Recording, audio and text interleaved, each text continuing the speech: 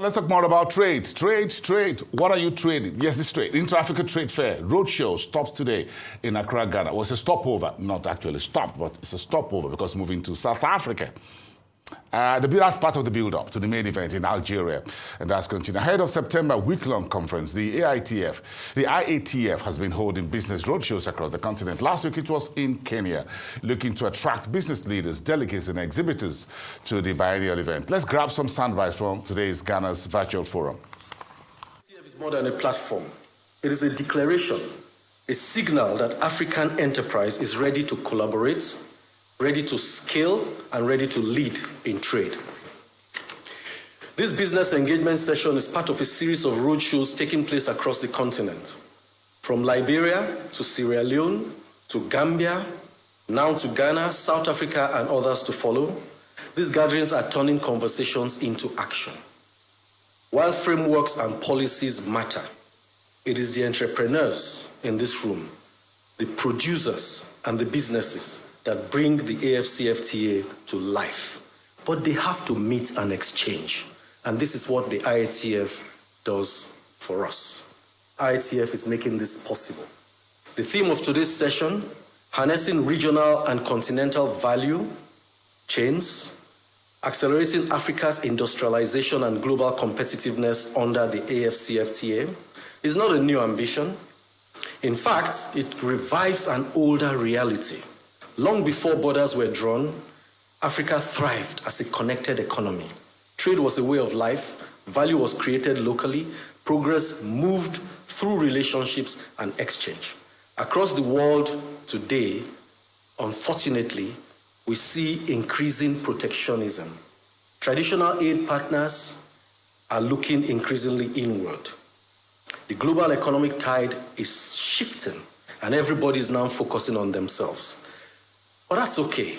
I believe this is a wake-up call for us in Africa, that we now need to be more deliberate about trading amongst ourselves, about our collective prosperity, building for ourselves and growing for ourselves and creating interconnected prosperity.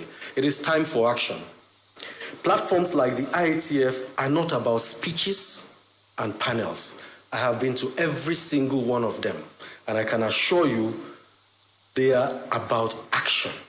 Ghana's pavilion was among the largest and most vibrant, featuring over 50 Ghanaian export companies, which showcased high-quality products ranging from cosmetics, cocoa products, garments, agro-processed products to fintech innovations. The results were remarkable. Among the key outcomes were the following. Over 120 million worth of trade leads were generated. Memoranda of understanding signed with key partners in Nigeria, Kenya, South Africa, and Egypt. Ghana was adjudged the most extraordinary and experiential stand, an award that bore testimony to the diversity and quality of Ghana's product offerings. Distinguished delegates, these achievements have not only boosted national pride, but have also opened doors for Ghanaian businesses to expand across the continent, fostering partnerships, investments, and knowledge exchange that continue to bear fruit till date. Central to Ghana's progress in intra-African trade are the efforts GEPA is positioning the country as a regional trade leader through strategic interventions, capacity building, and market access initiatives. A notable example is the establishment of the Ghana Trade House in Nairobi in 2023, which now supports 80 Ghanaian companies trading over 1,050 product lines across East Africa, significantly reducing market entry barriers.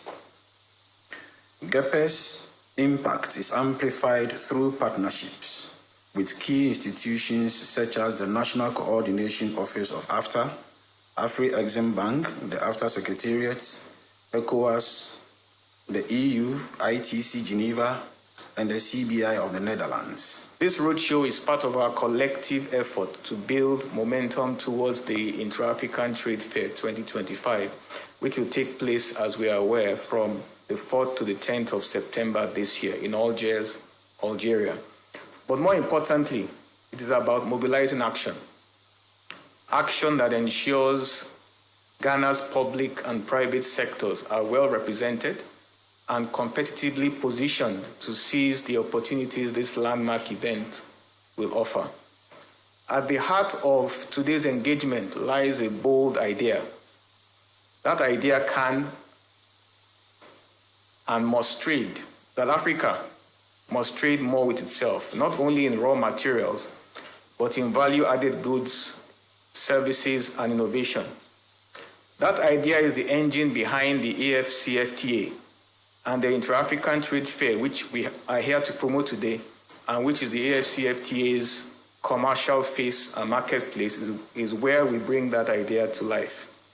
Accordingly, while the AFCFTA provides the legal and policy framework for this transformation, the Iatf acts as its commercial engine, bringing together businesses, bringing together investors, governments, and innovators from across the continent to forge partnerships and to unlock new markets. One of the persistent barriers to intra-African trade is not tariffs or logistics alone, but also access to accurate, timely, and actionable market intelligence. Trade cannot flourish in the absence of information. A striking illustration of this gap is found in the leather industry, where Tunisia, Morocco, and South Africa collectively import over $400 million worth of leather goods annually, primarily from Europe and South America, despite the fact that countries like Ethiopia, Kenya, and Sudan possess both the capacity and the quality to supply a significant portion of that demand. The problem here is not capacity, it is connectivity. Similarly, West African countries spend over $3 billion annually importing meat products from countries as distant as Argentina and Australia, while nations such as Mali, Namibia, Chad, Sudan, Botswana, and South Africa have the production capacity to meet much of this demand within our borders. Without Afreximbank, the AFCFTA would be simply a diplomatic exercise, a trade agreement that only lawyers appreciate, with no commercial trade taking place. The partnership with Afreximbank is critical for ensuring the trade finance components, infrastructure that supports trade, as well as recently what we embarked on, ease of payments through the Pan-African Payments and Settlement System.